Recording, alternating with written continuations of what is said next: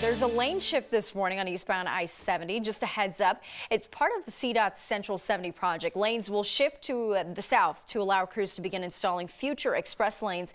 The shift will be between Colorado Boulevard and Steel Street and Vasquez. You can see where the new lanes will be. They're highlighted in blue on your screen. No detours or plans, so drivers should just expect some delays as people get used to the new setup.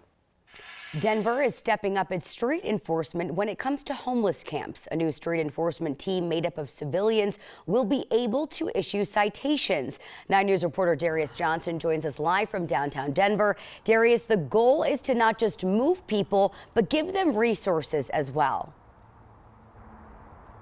Yes, indeed, Erica. You know, they are hoping to put many of these people in a better situation by providing them with housing and even some mental health support as well. And the civilians who will be part of this street outreach team, they also know how to respond to crises. Now, for months, the Denver Department of Public Safety has trained the new street enforcement team with hopes of enforcing the urban camping ban. Now, this team is made up of civilians who will patrol the streets, and they are also able to issue citations for ordinance violations like urban camping and smoking weed in public. Now, the citations won't come with fines, but the person would have to appear in Denver Homeless Outreach Court, where they could be sentenced or serve some community service time.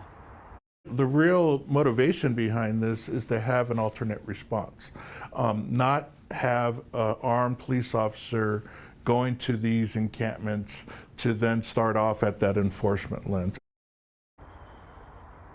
Now, this team is not responsible for sweeping camps or even giving people at these camps a heads up about when those sweeps could be coming. The city wants officers to focus on that since they have body-worn cameras that can really capture the interaction.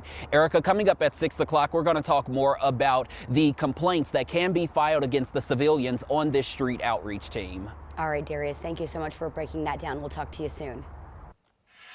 Changes to mask rules on planes and public transportation are coming, but not yet. The mask mandates were set to expire on Friday. The TSA says those rules will be in place through April 18th, and that's going to give the CDC more time to develop new policies that consider the number of COVID cases nationally and locally.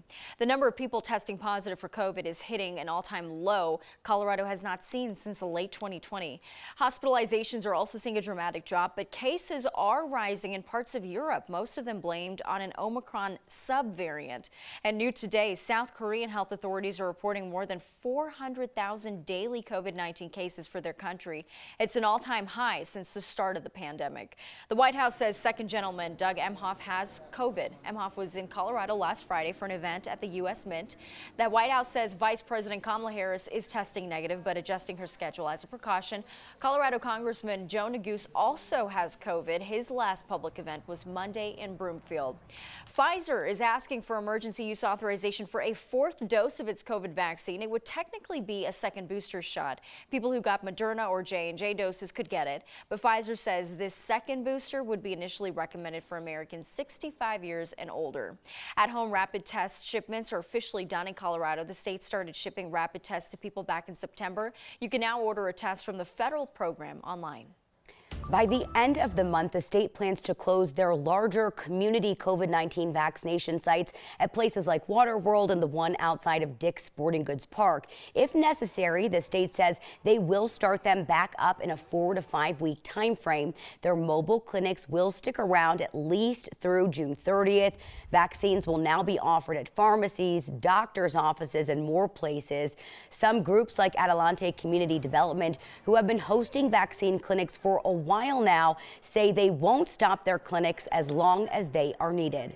Our Latino community continues to be impacted differently. We're not at the same level of coming back stronger as the general population.